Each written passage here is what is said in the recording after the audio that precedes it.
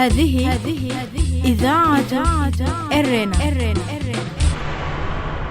المستمعات الكريمات والمستمعين الكرام، متابعي إذاعة إرنا حيثما كنتم وحيثما يصلكم بثنا، أهلا ومرحبا بكم في مستهل البرنامج العربي لهذا اليوم الجمعة 23 من أبريل. كما عودناكم سماعات الكريمات ومستمعي الكرام، نستهل برنامجنا معكم ابتداء بنشرة للأخبار.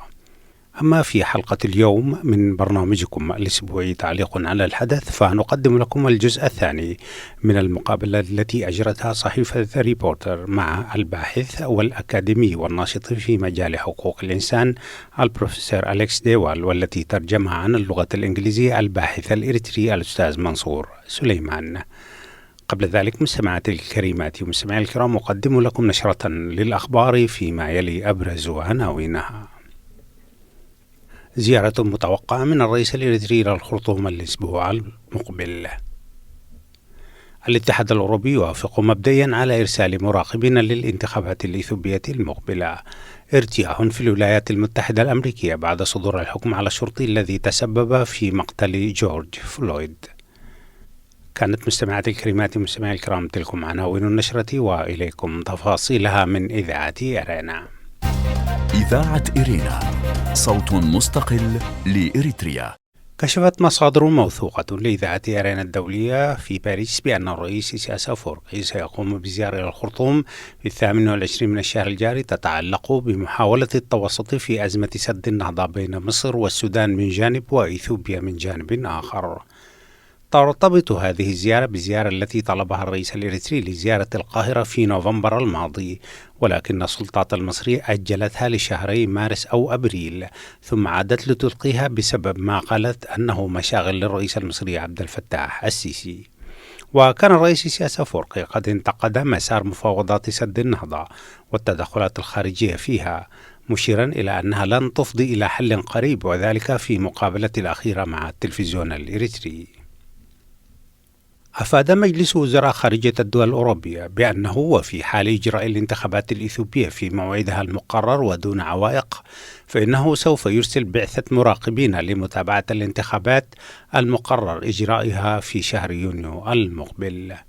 وجاء القرار المبدئي بعد اجتماع المجلس في 19 من الشهر الجاري للتداول حول أوضاع حقوق الإنسان في إقليم تيغراي، حيث قال جوزيف بوريل رئيس المجلس بأن الانتهاكات في الإقليم لا زالت تتواصل، وطالب بانسحاب فوري للقوات الإريترية من الإقليم.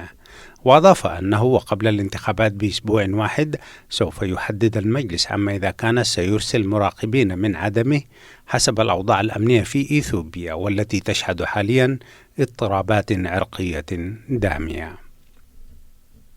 ساد ولاية مينيسوتا الأمريكية ارتياح كبير بعد صدور قرار المحكمة باتهام الشرطي شوفان بجريمة القتل من الدرجة الثانية والثالثة والتسبب في موت إنسان، ووصلت مجموع العقوبات إلى 75 عاما من السجن.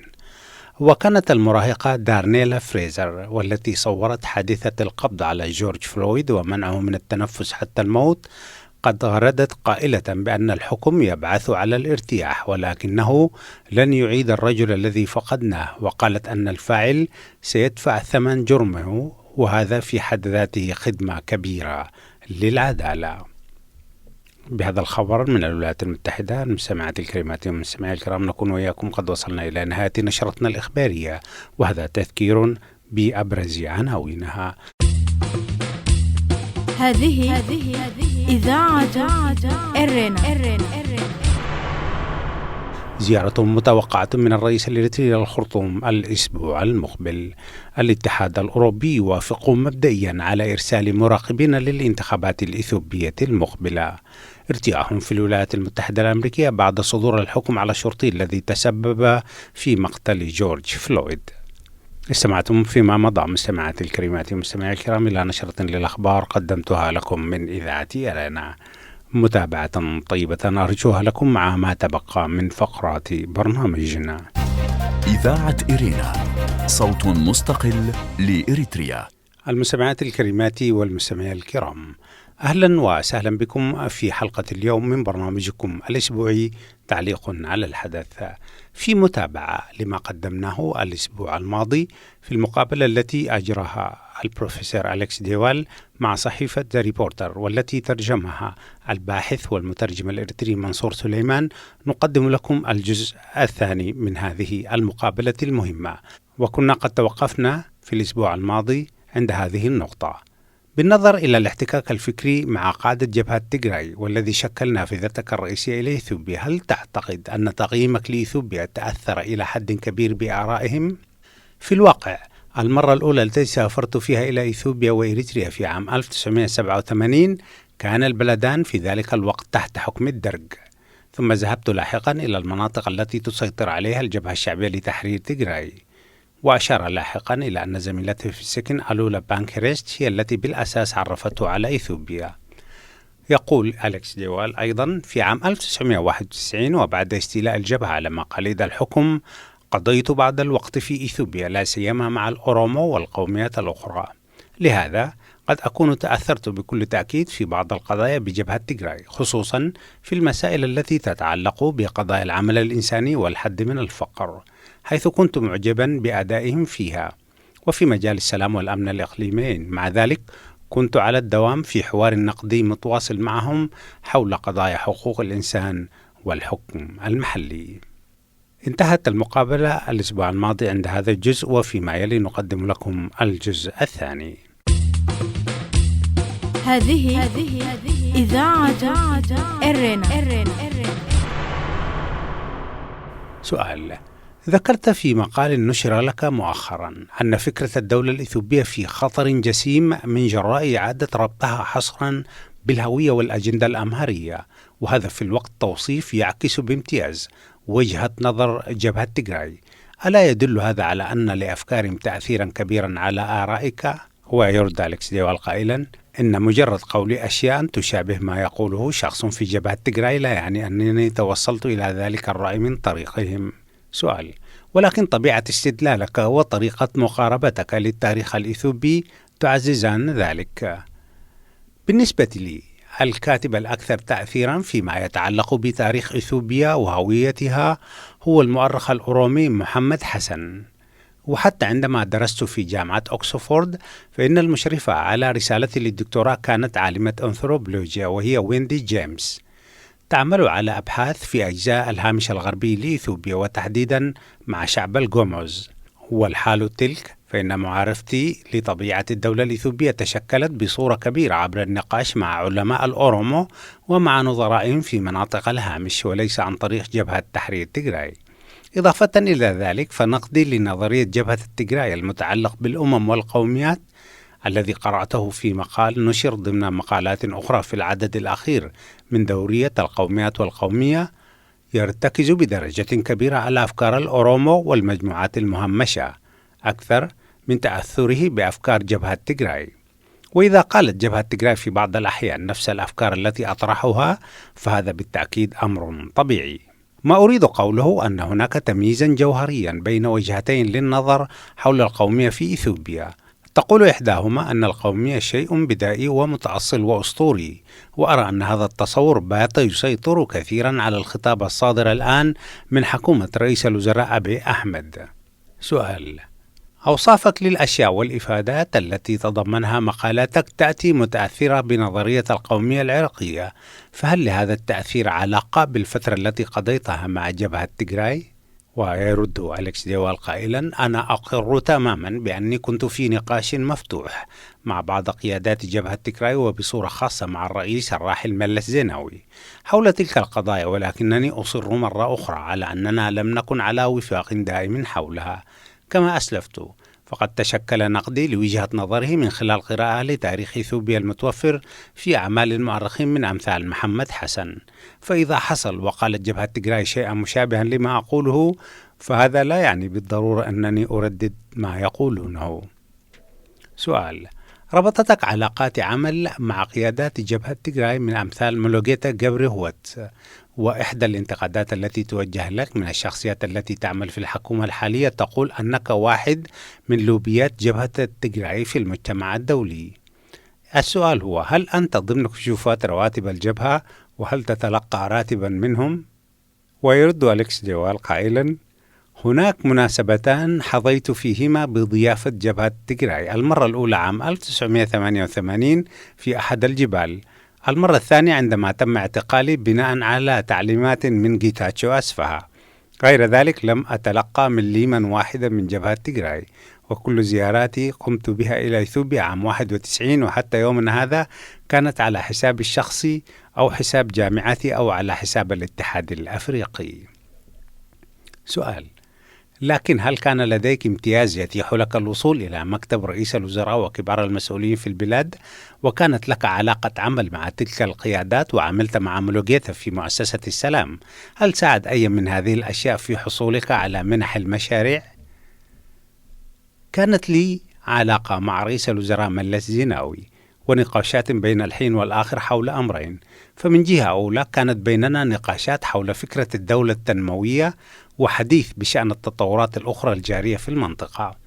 من جهة ثانية كانت لي معه نقاشات بصفتي مسؤولا يعمل في الاتحاد الأفريقي حول الشأن السوداني، وكنا في تلك الفترة كثيرا ما نتحدث إلى ملس زيناوي بشأن قضايا السلام والأمن الإقليميين. أما مولوغيتا فقد قابلته عدة مرات في التسعينات، إلا أن علاقتي به بدأت بالفعل بعد أن ترك العمل مع الحكومة وبدأ بتأسيس معهد دراسات السلام والأمن.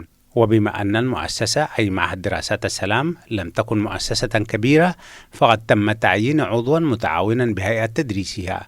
إلى جانب ذلك شاركت مع مولوغيتا في مناقشة وتصميم فكرة مشروع يدعى منتدى تانا رفيع المستوى. الجدير بالذكر هنا أن مولوغيتا كان قد يقترح فكرة إنشاء هذا المنتدى على غرار فكرة منتدى ميونخ للأمن، وكان من رأيه أن يتم تأسيسه خارج العاصمة، وقال أن هناك سببين يدفعانه لإنشاء المنتدى خارج العاصمة أديس أبابا. أولهما أن إقامة المنتدى خارج العاصمة حتى لا يؤثر انشغال صانعي السياسات بالأعمال اليومية في العاصمة، وثانيهما أن تكون هناك مدينة أخرى في النظام الفيدرالي تحظى بهذا النشاط. على هذا الأساس اختار مدينة بحر دار لتكون مقرا للمنتدى، مع أنه كان بإمكانه اختيار مكان آخر. وكما تعلم كانت جبهة تيغراي تعاني في تلك الفترة من مشاكل داخلية، وهو ما أدى في النهاية إلى استقالة وانشقاق مولوغيتا عنها. وبما أنني كنت أقابل بين الحين والآخر رئيس الوزراء ملس زيناوي، فقد طلب مني مولوغيتا أن أكون وسيطا لتقديم فكرة منتدى تانا إليه. وكان دوري بهذا الخصوص أن حملت مقترح تأسيس منتدى تانا إلى ملس زيناوي، فوافق على فكرة المقترح، وهكذا تم تأسيس منتدى تانا في عام 2011 قبل سنة واحدة من وفاة ملس زيناوي. عقب ذلك ترك مولوغيتا عمله بمعهد دراسات السلام والأمن على خلفية خلافات مع قيادة جبهة تيغراي، وتوجه إلى استكمال دراسة الدكتوراه، ثم أصبح ناشطا يهتم بقضايا الأمن والسلام الإقليمي وتقديم العمل الاستشاري للاتحاد الأفريقي. وبعد ذلك جاء إلى مؤسسة السلام العالمي لتنفيذ مشروع حول السلام والأمن الإقليمي، وأصبح من خيرة زملائي. أكن لمولوغيتا احتراما عميقا لنزاهته ولقدرته الفكرية.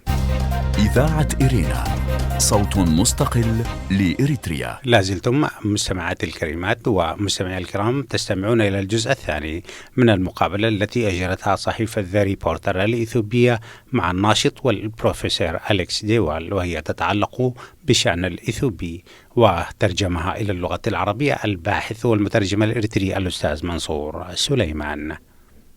سؤال: هل يمكننا القول إذن بأنهم وفروا لك وظائف ومشاريع؟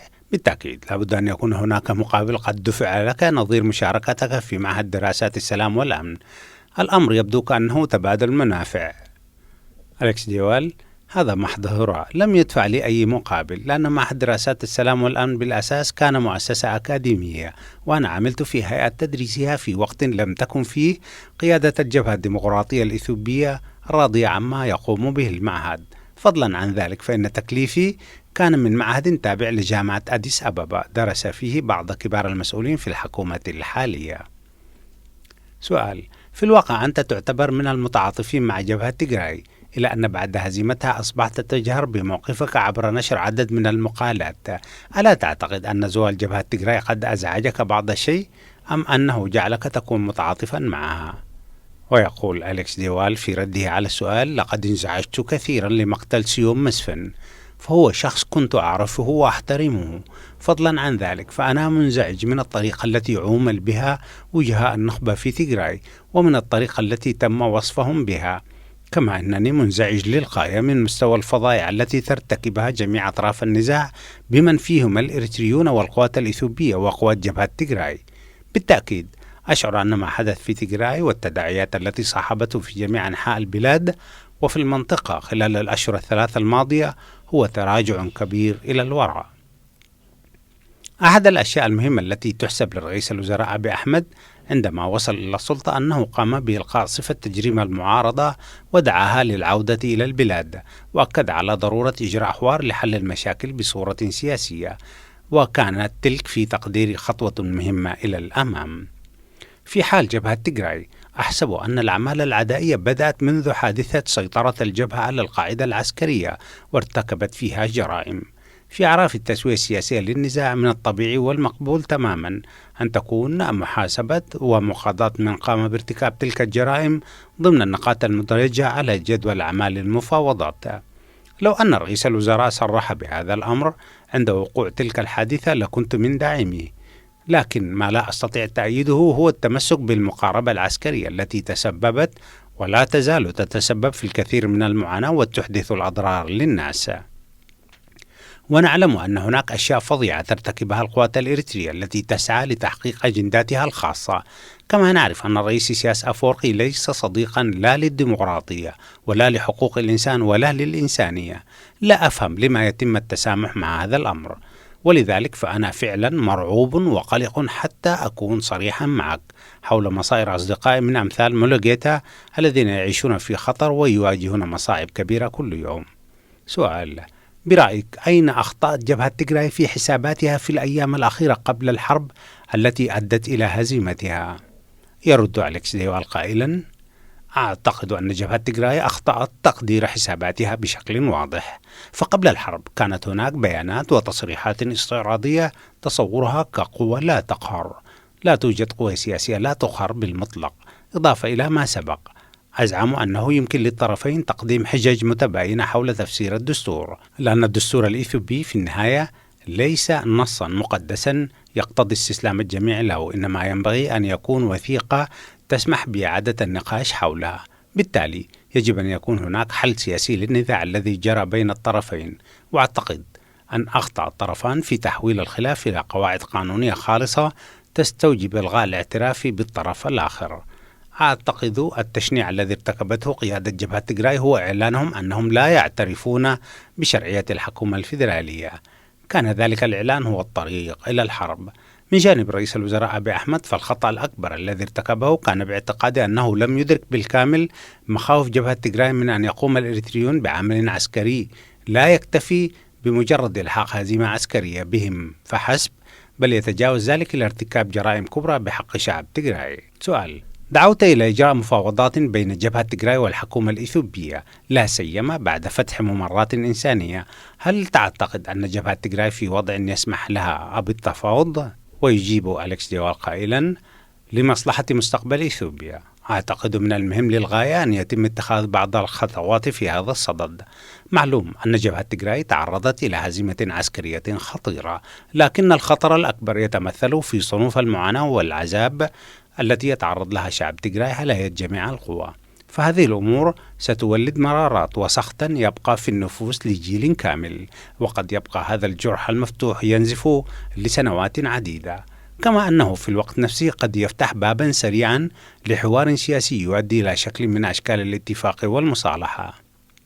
لكن قبل ذلك يجب علينا أن نبدأ السماح بالوصول إلى المساعدات الإنسانية، ثم الاستمرار في إجراء التحقيق في جميع الجرائم التي ارتكبت، وكل ما أسرعوا في إنجاز هذه الأشياء كلما كان أفضل. وإذا كان تحقيق ذلك يتطلب التعاون مع جبهة تيغراي فعليهم فعل ذلك بالتأكيد. سؤال: هل بقي من قوة قيادة جبهة تيغراي ما يكفي لإجراء المفاوضات؟ أليكس ديوال: أعتقد أمامك خياران. فمن جهة هناك قيادة جبهة تيغراي، وقد يرى البعض أن يتم مساءلتها على بعض الانتهاكات التي ارتكبتها. من جهة ثانية هناك شخصيات أخرى تحظى باحترام مثل قدامى المحاربين في جبهة تيغراي الذين يمكن التفاوض معهم، وقبل ذلك لديك شعب تيغراي وهم محبطون وقاضبون جدا مما جرى، وبالتالي من المهم للغاية أن يكون لهم تمثيل سياسي من نوع ما مما يمهد الطريق لإنهاء القتال والبدء في التفاوض. سؤال: كيف تنظر لدورك في القضايا المتعلقة بإثيوبيا وقضايا تيغراي على وجه الخصوص؟ يقول أليكس ديوال: سأظل أصدح بقول الحقيقة، لا سيما وأنني أعتقد أنني أستند إلى معلومات صحيحة. سأستمر في دعواتي الرامية إلى تعزيز وصول المساعدات الإنسانية إلى تيغراي والدعوة من أجل حقوق الإنسان والسلام في إثيوبيا.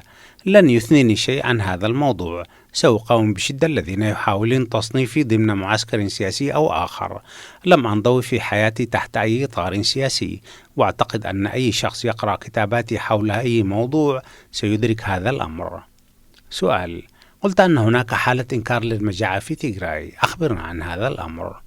يقول أليكس ديوال: ما يقلقني بشأن المجاعة هو أننا نعتمد على أنظمة معقدة للغاية في رصد حالات نقص الغذاء وسوء التغذية والجوع، وأحد مشكلات هذه الأنظمة هي أنها تستلزم توفير معلومات جيدة للمراقب، وكما تعلم تم قطع الاتصالات عن تيغراي خصوصا وعن المناطق الواقعة تحت سيطرة القوات الإريترية بالكامل.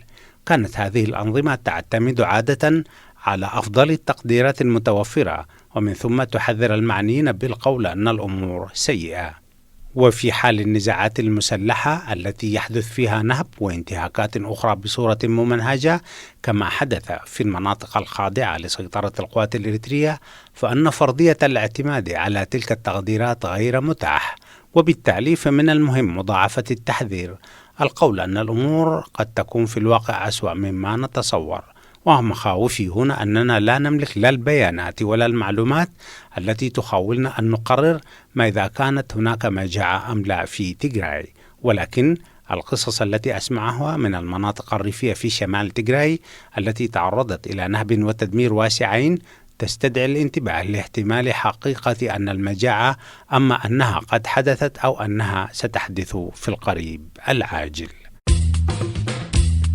هذه إذاعة إرنا.